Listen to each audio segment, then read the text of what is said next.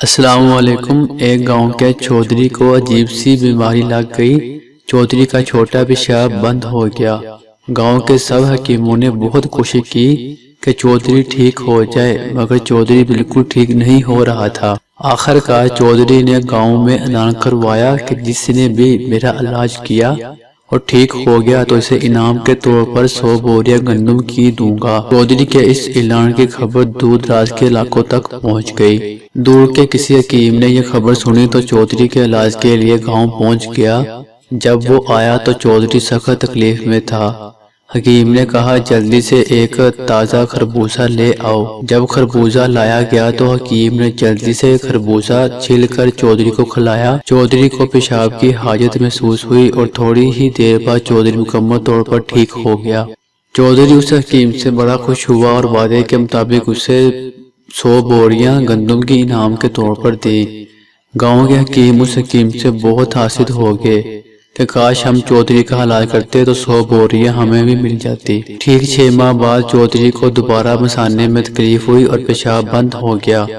چودھری نے اپنے غلام سے کہا کہ جاؤ اسی حکیم کو بلا کر لے آؤ جس نے میرا پہلے علاج کیا تھا۔ وہ غلام بھاگتا ہوا حکیم کو بلانے جا رہا تھا کہ اچانک گاؤں کے ایک حکیم نے پوچھا کہ کہاں بھاگے جا رہے ہو؟ غلام نے کہا چودھری کو پھر وہی پہلی بڑی تکلیف ہو گئی۔ حکیم نے کہا اپنے گاؤں کے حکیم کے ہوتے ہوئے تم باہر کے حکیم کے پاس جا رہے ہو، آؤ میرے ساتھ میں تمہارے چودھری کا علاج کرتا ہوں۔ حکیم جب چودھری کے گھر پہنچا تو غلام سے کہا جاؤ خربوزہ لے آؤ۔ چودھری نے کہا مجھے ڈر ہے کہ کہیں میری طبیعت زیادہ خراب نہ ہو جائے۔ حکیم نے کہا چودھری صاحب فکر نہ کریں، اس حکیم نے بھی آپ کو خربوزہ ہی کھلانا تھا، میں بھی ویسا ہی علاج کر رہا ہوں۔ گاؤں کے حکیم نے بھی خربوزہ چھیل کر چودھری کو کھلا دیا اور مطمئن ہو کر کہا چودھری صاحب فکر نہ کریں، آپ ابھی ٹھیک ہو جائیں گے۔ مگر چودھری کی طبیعت پہلے سے زیادہ خراب ہونے لگی۔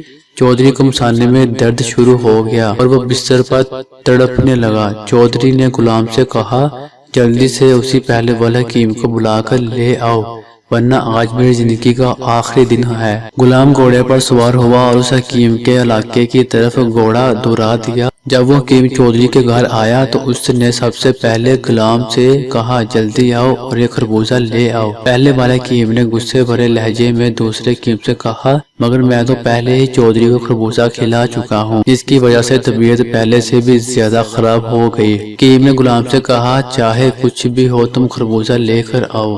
غلام بھاگتا ہوا گیا اور یہ خربوزہ لے آیا۔ حکیم نے وہ خربوزہ چھلکے سمیت چودھری کو کھلا دیا۔ چودھری کی طبیعت بہتر ہونے لگی اور تھوڑی دیر بعد اسے پیشاب کی حاجت ہوئی اور وہ بالکل ٹھیک ہو گیا۔ چودھری نے غلام سے کہا جاؤ گودام کی طرف 100 گندم کی بوریاں اونٹوں پر لاد کر حکیم کے گھر پہنچا دو۔